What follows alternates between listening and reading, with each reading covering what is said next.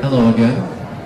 For reference, the Nobel Prize recipient will be sitting in the middle seats. Thank you.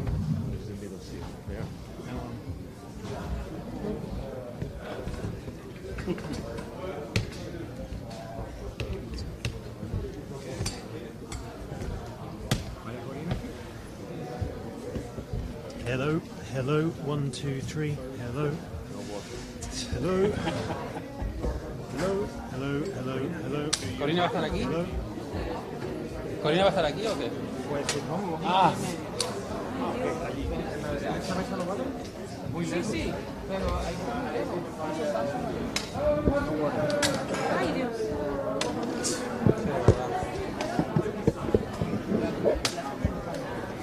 ¿Dónde se va a sentar ella? Allá.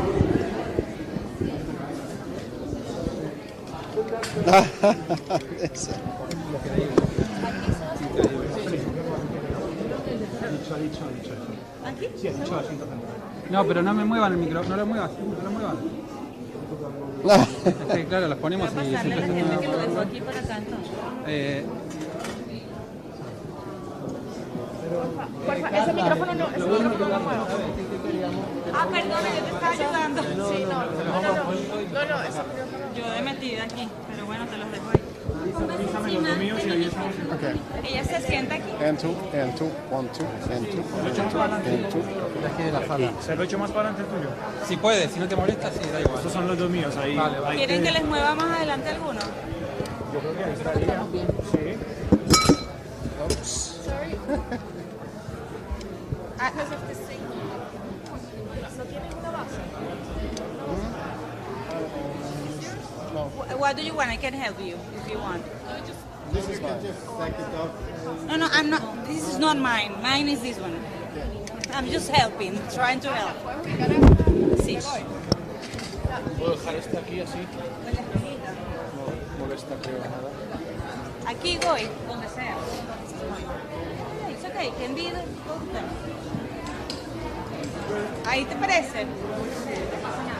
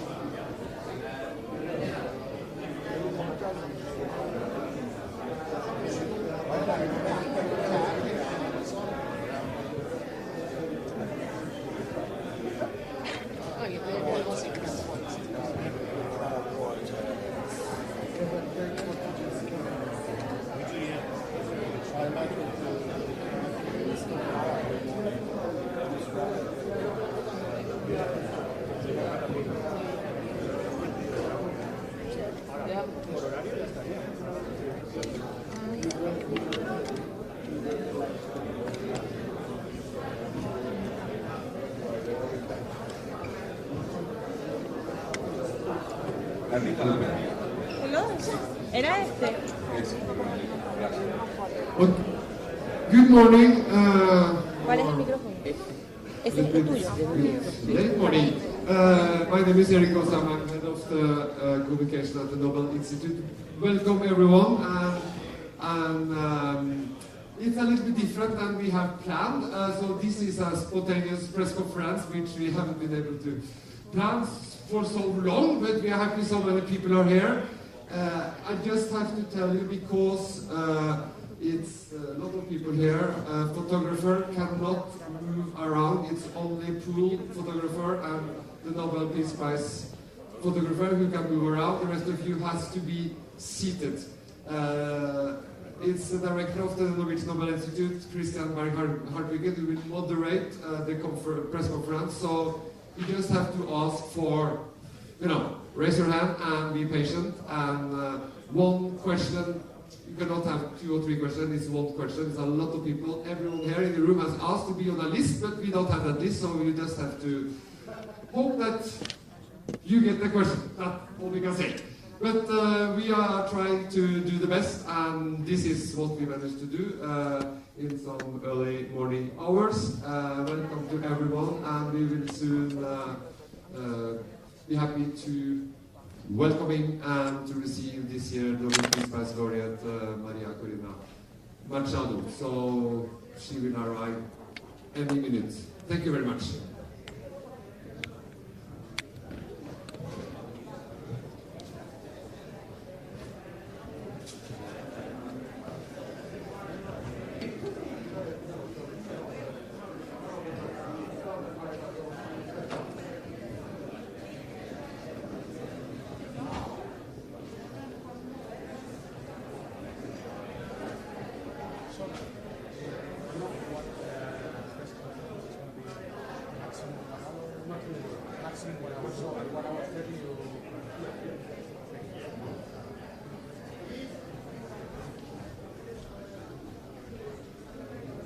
Ande tu acá, sang, si, se, tola, hola. ¿Sí?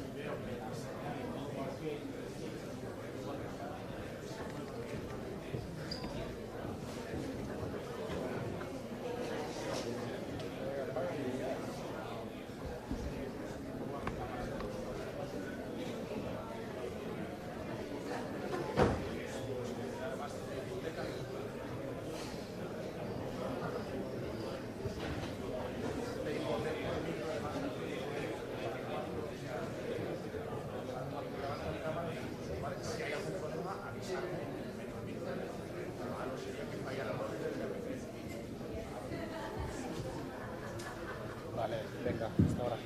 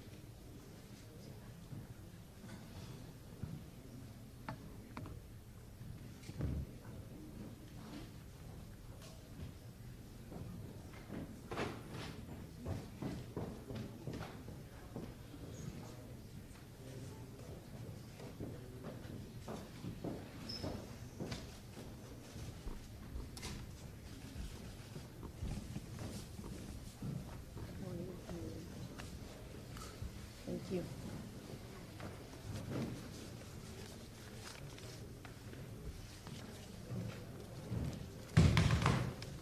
So a very warm welcome, everybody, to this press conference. We're very grateful that so many of you could make it on short notice.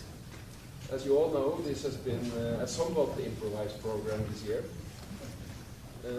But more importantly than even welcoming you, despite how happy I am to see you all, I want to welcome María Corina Machado, this year's Nobel Peace Prize laureate, who, as you know, has undergone quite some strain to be here in order to be celebrated as the 2025 Nobel Peace Prize laureate. We are all extremely happy to have you here, to know that you are here safe and sound. I have apologized to you personally, but I also want to do it here with witnesses for driving you so hard after you landed just before midnight last night. I don't think you had virtually a second to yourself, apart from having been able to get a few moments with your family after all the arguments. Very happy to have you here, Maria. We will start this press conference with a few opening words from the chair of Norwegian Nobel Committee, Jørgen Vatne. Then a couple of words from the Nobel Peace Prize laureate of 2025, and then we will open up for questions. And I will be moderating this event, and we aim to end up by quarter past 1 at the latest. Please, Jørgen. Thank you. Being here and talking about these issues has such a gravity that I cannot sit. I have to stand up for this, if you may. Because we gather here today to defend something far more important than either side of political or ideological divide. We gather to defend democracy itself, the very foundation lasting peace rests upon. Democracy is what allows nations to handle conflicts without violence. It turns fear into participation and power into responsibility. And this is what this is all about. Democracy, not dictatorship. Peace, not oppression. Few places show this contrast more clearly than Venezuela. There, the opposition united around a simple, essential demand: free elections and representative government. This shared commitment, despite political differences, is the very heart of democracy. But today, Venezuela faces the opposite. The country has entered one of the most repressive periods in years. The goal is no longer to fill prisons, but to silence those who can mobilize others. Torture, isolation, and inhumane conditions persist across detention centers. Families disappear into the machinery of repression. Fear is their tool of governance. This is what happens when democracy collapses. Freedom gives way to fear, and peaceful politics gives way to violence. It should not be necessary to state the obvious. Democracy is the path to peace. Dictatorship is the path to war and suffering. And yet, in the middle of this repression, stands or sits a woman who refuses to be silenced. For the past 15 months, María Corina Machado has lived in hiding. You've moved quietly here, cautiously, knowing that every step carried danger. You've lived with threats that would break people. the regime has declared its intention to erase your voice and even your life. Still, despite this, despite every warning, every danger, every reason to stay away, you are here. And today, as we look at you, we are reminded of something profoundly human, that courage is not the absence of fear, but the decision that something else matters more. That is why we in the Norwegian Nobel Committee wrote in October, as the leader of the democracy movement in Venezuela, María Corina Machado is one of the most extraordinary examples of civilian courage in recent Latin American history. But citations and speeches cannot grasp and capture what it means to see you being here in this room in safety and in dignity. So just let me end with this. From all of us, we are so grateful that you are here. More grateful than any word can express. Grateful that the threats did not stop you. Grateful that fear did not silence you. Grateful that despite every risk to your life, you choose to come. Your presence here is a reminder that hope, courage, and love for your country, love for your family, can outlast repression. Thank you so much for being here.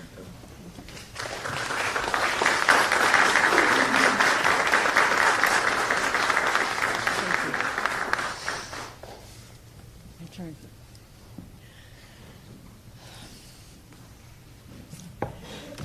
I will start by thanking you all, every one of you who's here today. I've met these last hours Venezuelans that have come so far away as Saudi Arabia, Japan, Chile, Canada, people from all over our country, and they're proud to say so.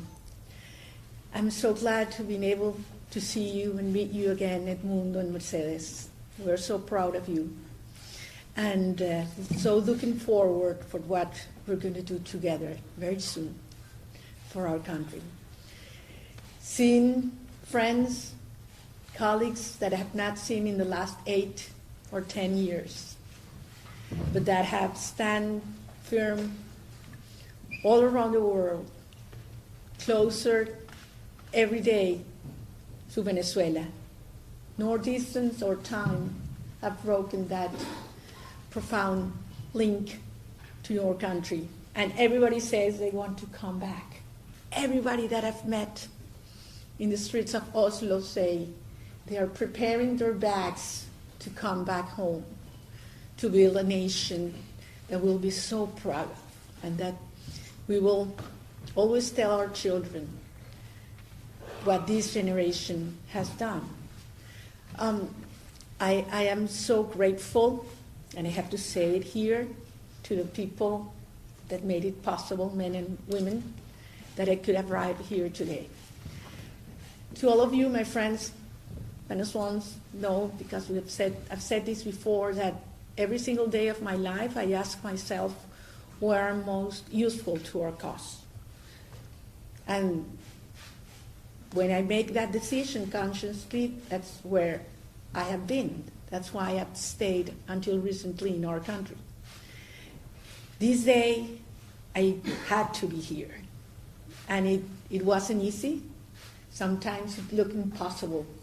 But so many times we've been told what we wanted to do was impossible. And we have done it. So being here today is a proof of what the Venezuelan people's will and courage and love is capable of achieving. And I arrived a little late, but I'm here, and I think that God has its ways, because my words couldn't have been better expressed by someone of a generation that has not known democracy or lived in freedom, but they have learned from their fathers, mothers, and grandparents what it requires. And these our children are willing to give their life for something they have never known. So that's why I'm convinced we have the best generation of Venezuelans ever, ready to finish our job. Not only to liberate our country, but to build a nation with strong pillars, ethical pillars, that will represent the new democratic institution for centuries to come. That's the magnitude of the responsibility we have. And now, if you allow me, I want to say a few words in Spanish. Porque quiero hablarle a todos los venezolanos que están aquí y que están en Venezuela.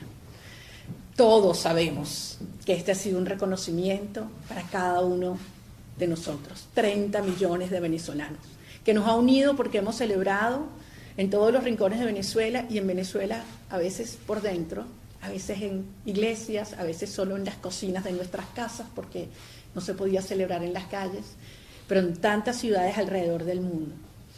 Y mi deber era venir a recoger este premio para llevarlo de vuelta a los venezolanos. Y pronto estaré de vuelta en Venezuela, y sé que muy pronto ustedes también. Y vamos a demostrarle al mundo que no solamente nos merecemos este premio, sino que realmente esta generación entera pasará a la historia de la humanidad, porque lo que hemos hecho ha sido enorme y ha demostrado, como lo dijo María Corina ayer, que al final freedom certainly requires democracy, and I started wrong. Peace requires democracy, and you cannot have democracy unless you conquer and defend freedom.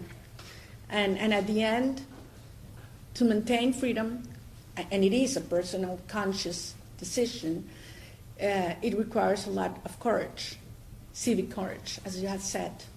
And an individual and a society is willing to do everything, and it takes a lot of courage when the things you love most in life, most dearly, are threatened.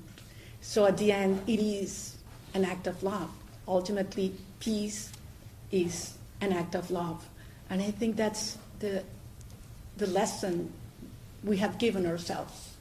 And we hope that these, can be helpful and inspirational to other nations as well. So thank you very much to all of you, the committee, and the Institute, and certainly to the Norwegian people that have shown us also much love in these hours. Thank you very much. Thank you. Thank you so much. I know already see more hands than I can possibly register and can possibly accommodate. So this is going to be unfair, and I apologize in advance. But I already have a few names on few people on my list. AP first. Please introduce yourselves and your affiliation. Thank you, Pierre from AFP. Congratulations too. I realize that you cannot say much about the circumstances under which you left your country, but could you say at least if you have the feeling that the Venezuelan authorities have tried to hinder you from attending the Nobel ceremony, have tried to prevent you from attending the Nobel ceremony yesterday, and to which extent did you benefit from help from the US authorities? Thank you. Thank you. Well, for the reasons you mentioned, I cannot give details because these are people that could be harmed. Certainly the regime would have done everything to prevent me from coming. They did not know where I was in hiding in Venezuela, so it was hard for them to stop me. It was rude, nonetheless. And yes, we did get support from the United States government to get here. Thank you. And I have to ask everybody to limit yourself to one question and not follow Pierre's example of sneaking two questions into one. That's an old, well-known trick, and it did work in this instance. It may not work again. Please, with the light hair there, yes.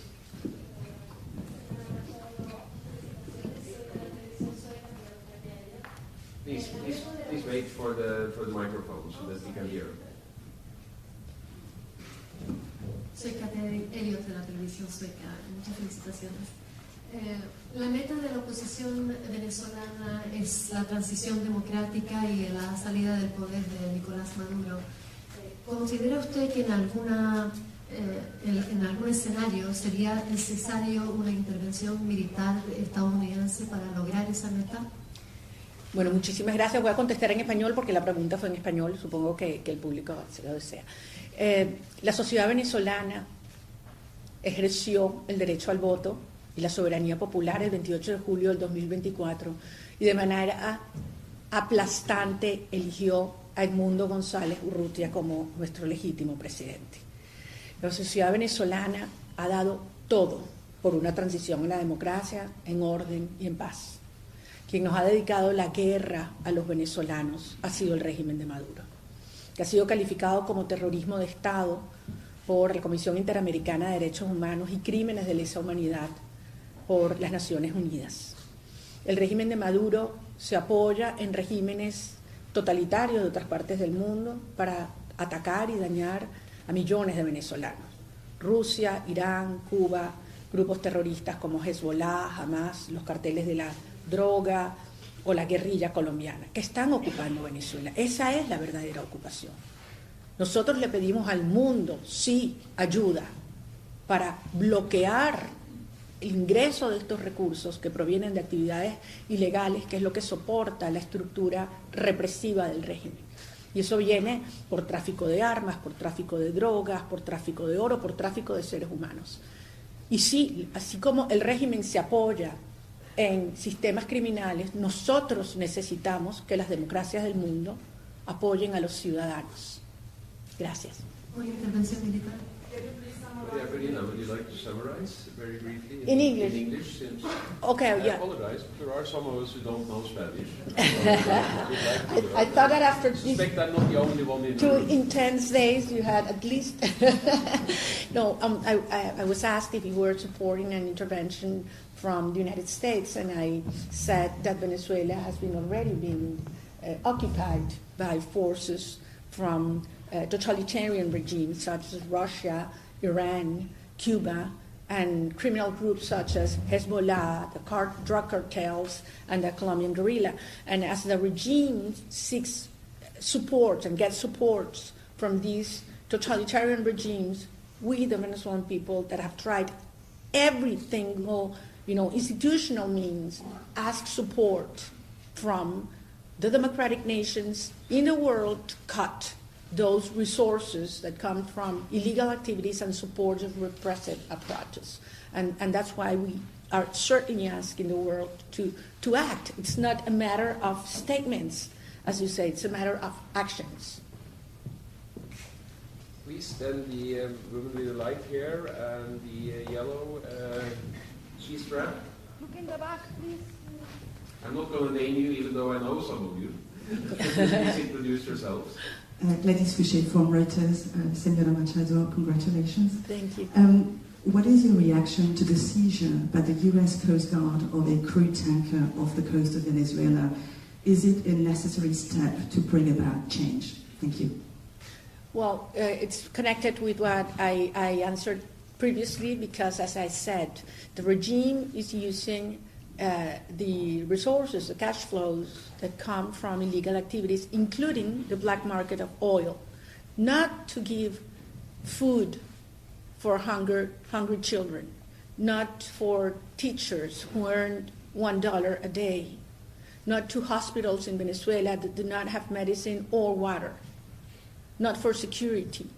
They use those resources to repress and persecute our people, to buy arms, to infiltrate the military or movements, to pay for those that commit crimes and repression, to maintain our friends and colleagues in prison. So yes, these criminal groups have to be stopped, and cutting the sources of illegal activities is a very necessary step to take. Please, with the green shirt there, just behind the previous. In the back, please. Hi, congratulations on this prize. My name is Heidi Schesset from Bloomberg News. I'm wondering about your plans after you leave Norway. Are you going on a tour in Europe? Are you visiting the US? What will you do before returning to Venezuela? Thank you. Thank you very much. I've been hearing several suggestions about that in the last hours and getting quite a few invitations. But to be absolutely honest, I'm taking one day at a time. There was great uncertainty if I was able to come. So I had not made many plans. So now that I'm here, I certainly want to spend a few hours with my colleagues, friends, and my children. I should make 1 or 2 visits to the doctors, different doctors. After all, it's been more than a year and a half. Certain things I should take care about. And yes, there are some meetings that I believe could be very useful that I do before I go back home. ¿Puedes repetirlo en español, María Corina, por favor? We are not accepting unsolicited questions. There is a moderator here, please. I'll translate. They asked me if I could. They asked you? No, they asked us if I can repeat this question in Spanish. I think it's important. Thank you. Okay. That you're welcome.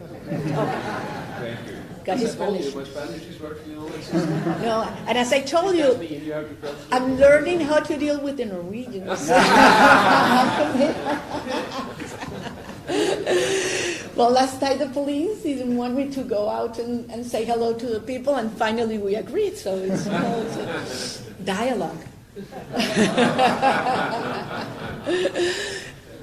Me preguntaron cuáles eran mis planes para después de la estadía en Oslo, y le decía a la reportera de Bloomberg que la verdad es que estoy llevando cada día a la vez. Al final no tenía la certeza de que yo vendría, y por lo tanto estoy pensando que es lo más útil para nuestra causa que yo debo hacer. Si quisiera estar algunas horas con mis hijos, con nuestros equipos, que después de todo tenía mucho tiempo sin verlos y hay mucho que trabajar, y siempre en persona se puede ser mucho más eficiente. También tengo que hacer 1 o 2 visitas al médico, y quisiera también tener algunas reuniones antes de regresar a Venezuela. Here in the dark shirt, yes. Thank you very much. My name is Mónica Rueda. I am from Latin America here in Oslo. And this prize has been... Speak up a little bit. Yeah, this prize has been very controversial here in Norway. Some people are very happy. The Norwegian society is very happy for you, but other part of the society is not so happy. They say that you're constant calling for international intervention, and you rejection to participate in the dialogues with the opposition and the regime. Don't be aligned with the Norwegian, with the Nobel Peace Prize core principles. So for those people, for those Norwegian citizens that are not so agree with the committee, what do you say to them about take a dialogue as a path to restore democracy in Venezuela? Thank you. Thank you very much. Well, I have to say that many times in our journey, the truth has been very uncomfortable for some people. And we have paid a high price for telling the truth. And many times it would have been much easier and politically correct to keep in silence. But we decided to speak out. And it brought us sometimes pain and people that wouldn't understand our stances.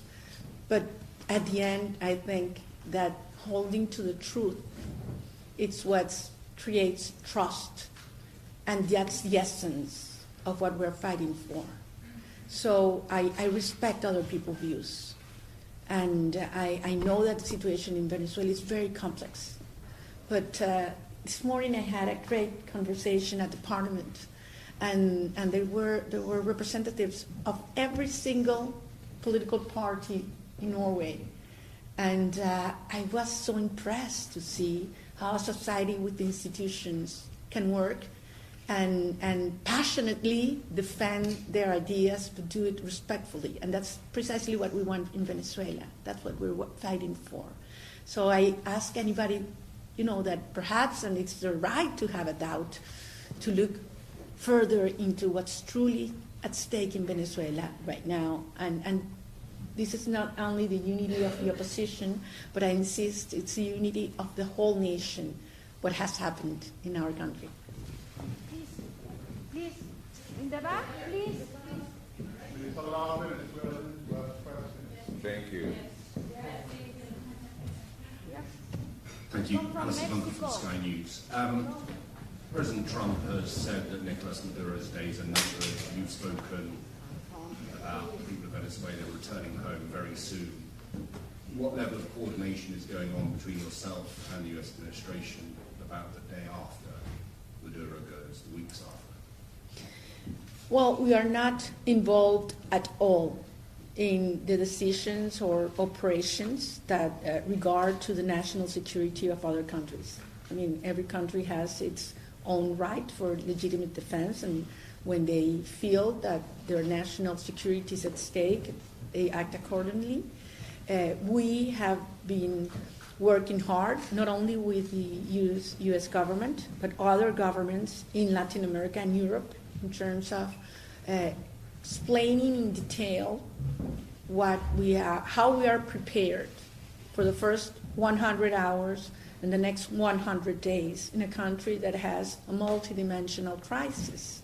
It's not only the humanitarian crisis, the financial crisis, the public services crisis, the security crisis, all together. So it's quite a challenge that President Edmundo González and his team have, but I want to assure you that very talented, experienced, and honest professionals within Venezuela and abroad are working together, and we have the plans and teams ready to take control on day one. The man with the white earpiece there, excuse me. Yes, please. You have the mic. Please wait for the mic. Hola, mi nombre es Alejandro Hernández, de Venezuela. Preguntarte, María Corina, ¿qué está previsto en esta etapa cuáles son los pasos siguientes en esta etapa? ¿Cómo podrías dibujar la ruta que viene en estos próximos días o en el corto plazo? Y si su vuelta a Venezuela está prevista, aunque Maduro aún siga al frente del poder. Bueno, mi vuelta a Venezuela será cuando pensemos que las condiciones propicias en términos de seguridad y no depende de la salida o no del régimen. Será lo antes posible. Lo que tenemos todos claro, Alejandro, es que hemos hecho un esfuerzo extraordinario en estos meses de persecución, así como innovamos en el crear el movimiento para triunfar en una elección absolutamente controlada por el régimen, en términos que yo creo que ningún otro país habría aceptado. También estamos ahora innovando en la organización de una sociedad que está bajo la brutal represión. Y esto ha crecido enormemente. El Premio Nobel además nos ha dado una inyección de energía a la gente y se ha disparado aún más la gente que ha querido involucrarse. Y lo que hay que seguir es preparándose para la transición, aumentando la presión externa y manteniendo y avanzando en la coordinación externa, que incluye, entre otras cosas, lo que preguntaba aquí antes tu colega, de que el mundo tenga muy claro cuáles son los planes y las áreas de cooperación que se van a requerir durante el periodo de transición. You want this in English? Yes. Okay. Sure, I'm not the only one. I follow instructions. Well, he asked me what are the next steps and if my return to the country was conditioned to Maduro leaving or not power. I said that I'm going back to Venezuela regardless of when Maduro goes out. He's going out, but it's going to be determined in terms of what is the moment when I finish to do the things that I came out to do. And it's the proper conditions to go back, I will go back. And the next steps include, keep on growing our citizen organization in clandestinity, and organizing, the citizen movement to be ready when the moment comes, to keep on preparing our teams and plans for the first 100 hours and days, and certainly the coordination with the international allies, not only to finish this phase of our process, but in the transition process, which is going to be critical to have good cooperation with agencies and governments. This morning we were talking about this with your Prime Minister, and we are sure that we will get strong support from Norway, and we have a lot to learn from your institutions, the Energy Agency and other areas in which we will need to work from day one. With the grey cardigan, very close to the mic. Thank you, Elias. I'm Corina Negra from Radio Romania, and I was wondering when the day will come, what institutions you will internally reform first? Will this be police, justice? Which one? Thank you. Thank you.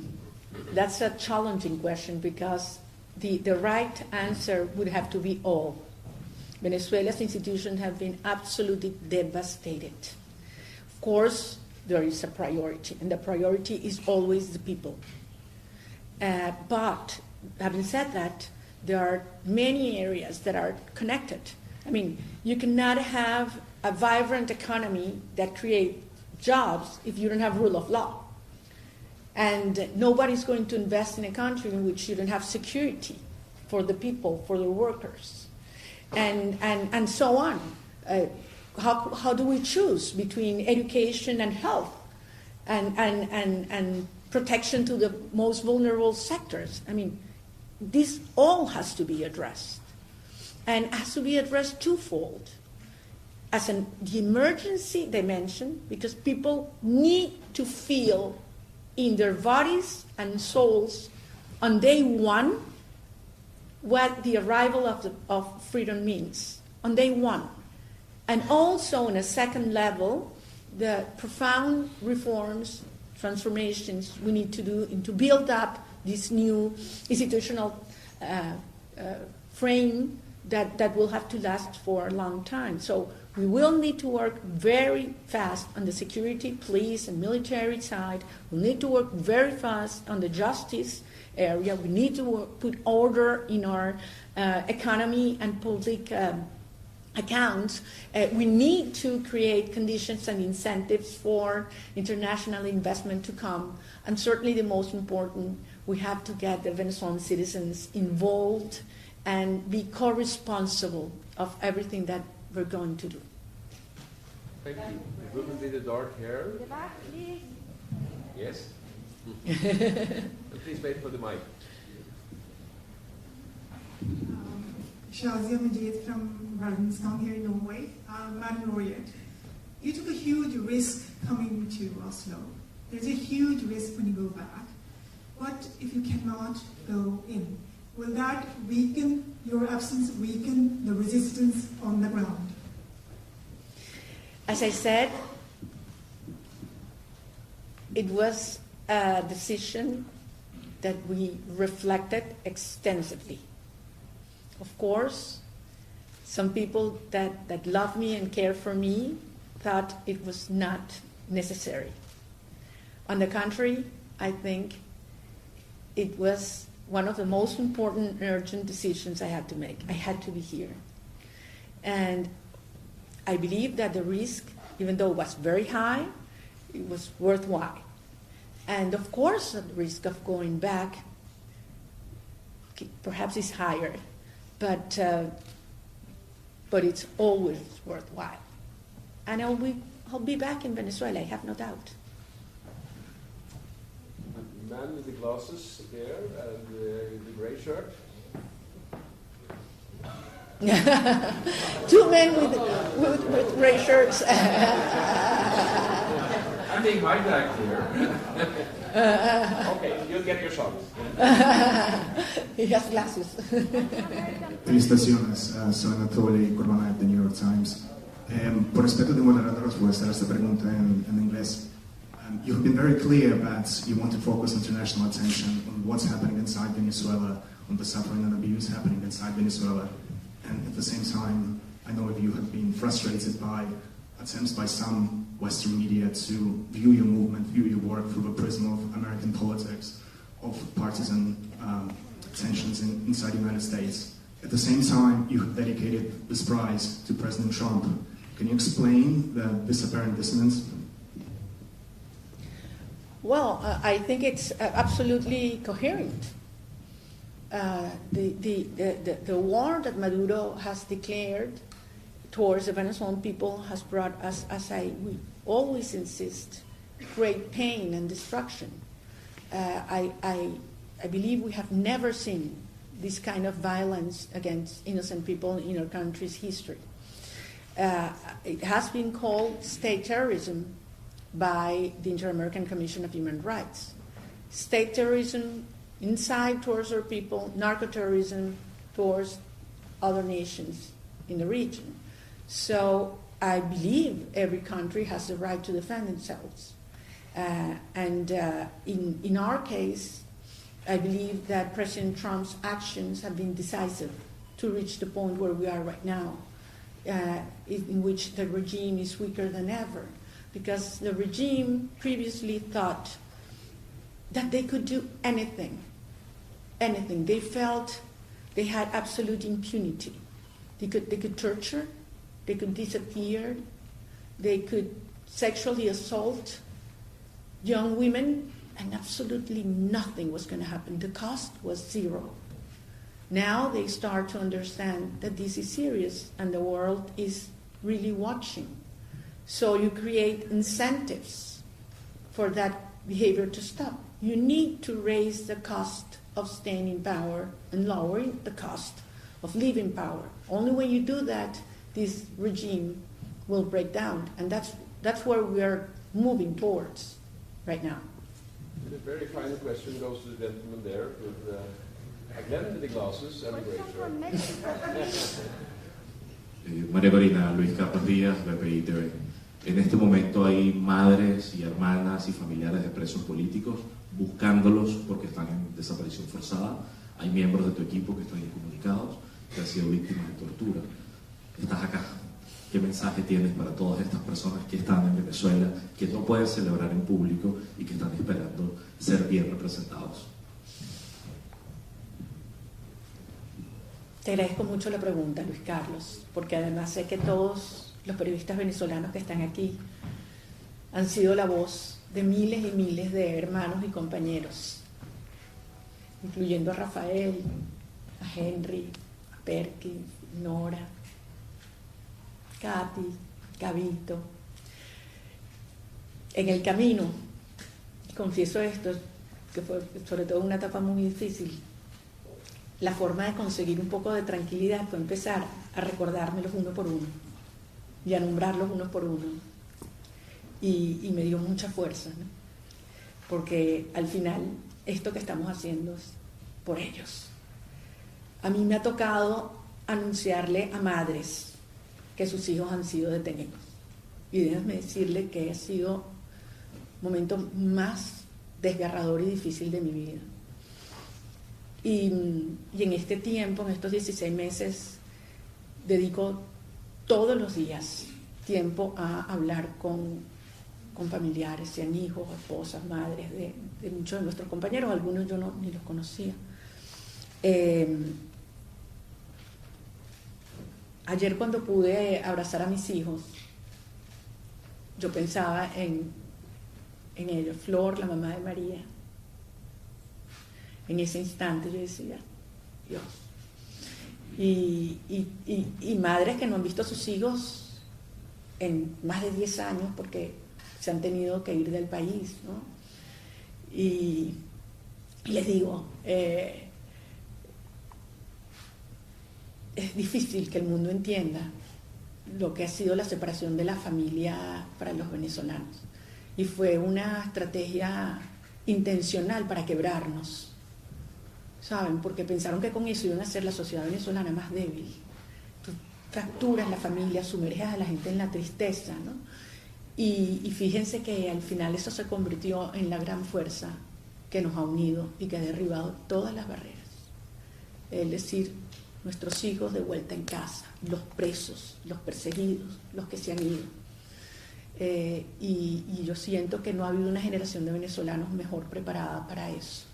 El dolor nos ha unido. Y no hay otra generación que ame la familia, la libertad y su tierra, el poder recorrer tu país como esta generación.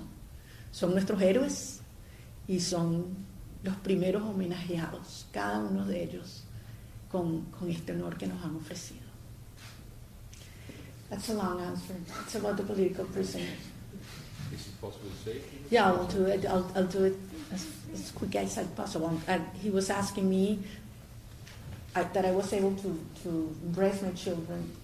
How do I think political prisoners feel? And I was telling them that on my way here, I was going through the names of our friends and colleagues that are currently under detention or disappeared, and remembering so many times I had to call some mothers to give them the news that their child has been taken by the regime, and that's one of the harsh moments I have gone through in my life. But I'm, what we're doing is precisely for that, so that every Venezuelan mother can hug their children in Venezuela very soon. And that's the reason why I'm here. And believe me, seeing you, each of you, has given me so much energy and strength, and I'm going recharged back home. Thank you. Thank you. Thank you, Maria. I know I already said it was the last question, but I'm going to ask you, Maria, would you be comfortable with us extending this with a few minutes? Yes, of course. If you're comfortable with that, yes. We will exploit your seemingly unlimited. Even further. And we will still wind up before 5:30. So again, a lot of people will not have the chance to ask their questions. I apologize for that. Please, I am the moderator, and unless there is discipline in the room, we will have to abrupt the session, and I hate to do that. So please bear with me. I know I'm not able, to be fair. It's impossible to register 100 arms at the same time and see exactly which one was a split second before the other one. We have one moon here at the front. Yes, please. The microphone will come your way. Hi, María Corina, Natasha from Chile, from Mega Noticias. I'm going to do a question in Spanish. Me gustaría saber su perspectiva latinoamericana. Hay muchos venezolanos que se han ido de su país. Chile ha recibido a muchos, es uno de los países que más ha recibido venezolanos. ¿Qué mensaje tiene para ellos y también para las autoridades, considerando que este domingo hay elecciones y podría haber un endurecimiento en las políticas migratorias? Gracias. Como dije antes, la migración ha sido uno de los procesos más desgarradores para nuestro país. Y tenemos venezolanos en todas partes del mundo. En particular, estamos muy agradecidas a aquellos países agradecidos que los han acogido, recibido e integrado a sus costumbres, a su economía. Y entendemos que la llegada de cientos de miles o millones de ciudadanos de otra nacionalidad puede generar tensiones internas. Al final, lo que nosotros queremos es que todos regresen y que mientras permanezcan en estos países, estos gobiernos entiendan que se han ido en contra de su voluntad y que salvo escasísimas excepciones, son gente súper competente, súper preparada y que está aportando muchísimo en los países donde va. En el caso de Chile, espero que se mantenga un espacio de respeto y de bienvenida a los venezolanos hasta que regresen muy pronto a Venezuela. Gracias. She was asking me about the Venezuelan migrants and that there's a presidential election next Sunday in Chile, and I'm saying that we do ask, we are first grateful to countries and governments that had received so many Venezuelan migrants that are hardworking and honest and family-loving individuals, and that we hope that they keep protection until they are able to come voluntarily back home. Please, Mexico here, please. Mexico here. María Corina. Sí, muchas gracias María Corina. Soy Ingrid Fadés de Clase Campen. Hace una semana usted dio una entrevista a nuestro periódico y en esa entrevista usted afirmó que... déjame ver. Bueno, hago otra pregunta entonces. ¿Cuáles son sus aliados principales en Europa? Porque usted afirmaron la Declaración de Madrid y quería preguntarte la Declaración de Madrid y esa unión de partidos políticos, ¿qué tan importante sea para tu proyecto político y para Adente Venezuela? Nosotros hemos logrado construir una coalición, un movimiento de apoyos internacionales, de partidos, de movimientos, de gobiernos, que va a todo lo largo del espectro, digamos, ideológico. Y nuestro presidente Edmundo González Urrutia ha sido recibido por presidentes, primeros ministros en Europa y en otras partes del mundo, de distinta orientación doctrinaria, porque al final se entiende que nuestra lucha está por encima de estas diferencias que son absolutamente legítimas y necesarias en una democracia, si tienen que ver con principios. No, parece muy lamentable que hayan algunos gobiernos que a esta altura en Europa no estén asumiendo la realidad y la naturaleza de lo que vivimos en Venezuela, pero hay otros, y hoy lo vimos aquí en el caso de Noruega, que llaman las cosas por su nombre y que están dispuestos a asumir la posición de la verdad, de los derechos humanos y del pueblo, que al final es quien eligió. Así que yo estoy muy optimista de que esta coalición internacional, ahora con el Premio Nobel, se va a fortalecer y ampliar mucho más también. María Corina, we heard yesterday. I was going to give you the word. You are about to listen. Yeah, we heard the That was a president mistake. We have the woman here in the yellow jacket first. I am sorry, but somebody needs to be the boss here. Hola María Corina, ¿cómo estás? Carla Angola de TV Network. Quería si por favor podías ampliar un poquito sobre lo que dijiste del apoyo de Estados Unidos para tu salida de Venezuela. Si en esa agenda de la que hablas pudiera venir después de tus exámenes de aterrizar, ¿no?, a la vida de nuevo, si estás esperando una reunión con Trump. Y también preguntarte cuándo es el deadline, porque sabes que la prensa ha especulado mucho en Estados Unidos sobre si se le dio un ultimátum, sobre si lo había pasado, sobre si ya Trump le pidió definitivamente salir del país, sacar a su hija, a su hijo, a su esposa, a su mujer. Él pidió indemnizar o darle impunidad a 100 miembros de su equipo. Pero no estoy hablando de fechas, sino de hasta dónde se extiende esto, en el sentido de que ya estamos en el momento en el que Maduro debería tomar una decisión, ¿no? ¿Cuándo entonces, si no la toma, lo hacen los aliados? Esa es mi pregunta. Gracias, María Corina. Gracias, Carla. Yo también dije antes que vamos un día a la vez, y también he dicho muchas veces que yo no voy a especular sobre las estrategias o las acciones que tienen gobiernos extranjeros en materia de sus políticas de defensa nacional. Y desconozco si algún gobierno, en este caso el presidente de los Estados Unidos, tiene o no tiene un deadline. Nosotros vamos hasta el final. Esa es nuestra posición siempre. ¿Crees que la gente en Venezuela se desinfla por tu salida del país? Ajá, para terminar aquí, yo di la información que puedo dar, que conviene dar, ante una pregunta de si nosotros habíamos recibido apoyo del gobierno de los Estados Unidos para que yo pudiera llegar a Oslo, y la respuesta es sí. Y solamente para terminar la pregunta de más atrás, todo lo contrario. Yo siento que los venezolanos dentro y fuera de Venezuela están muy felices, muy emocionados de que pude estar aquí en representación de ellos y que, como dije antes, voy a regresar a nuestro país a llevarle su premio. Ayer el presidente del Nobel, María Corina, she asked me if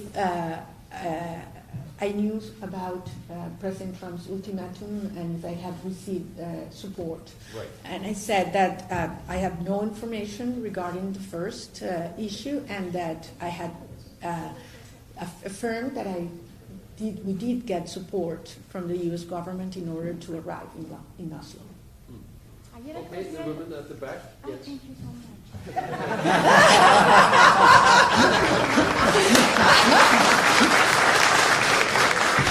Perseverance. I don't want to this is the last question. We are now going to wind up. I know there are another 100 people in the audience who would like to ask the last one. They need to go to the forum. They have the activity. Ayer escuchamos al presidente del Nobel de la Paz que dijo: Maduro, step down y reconoce el resultado de las elecciones. Lo dijo claramente. Entonces mi pregunta es: ¿cuál es tu mensaje para Maduro? Y si nos puedes compartir si tú quieres correr para la presidencia de tu país. Gracias. Gracias. Y te felicito por la perseverancia. Gabriela Sotomayor, México, proceso. Soy corresponsal en Naciones Unidas y te vi hace muchos años y hemos corrido varios años con esta historia. Gracias. Al final, la decisión ha sido de los venezolanos. Los venezolanos logramos, en condiciones extremas, Gabriela, donde nadie creía que era posible, nos dijeron es una locura, es imposible, pudimos demostrar lo que nosotros queremos. De manera que aquí lo que nosotros estamos defendiendo y vamos a impulsar es la voluntad de los venezolanos. La segunda parte de tu pregunta fue sobre... sí, si voy a aspirar a la presidencia. One day at a time. Bueno, pero Primero lo primero.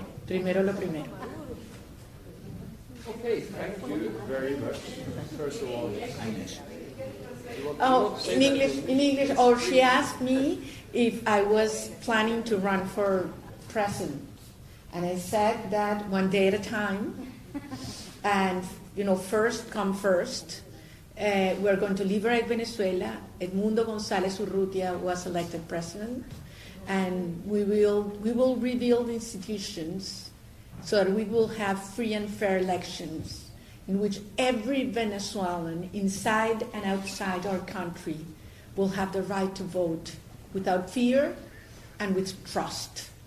And that's the sequence that we'll move ahead. We'll be the envy of the world. Sorry for saying that. We'll be the envy of the world. With the electoral system, we'll have the judicial system, we have the educational system, we have the public health system, we'll have. And people will look and ask, how did you do that? That was impossible. And we will have made it again, made possible what everybody thought was impossible. That's the Venezuelan style. Thank you. Thank you for a translation. I'm sorry.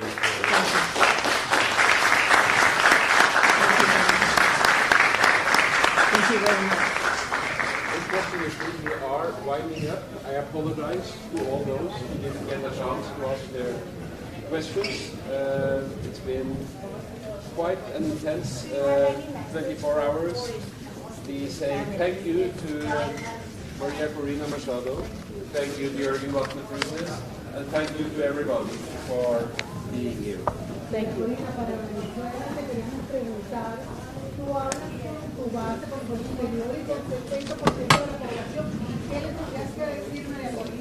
A ese porcentaje de personas que han seguido el gobierno al chavismo y que creen que en la transición haya algún tipo de desarrollo.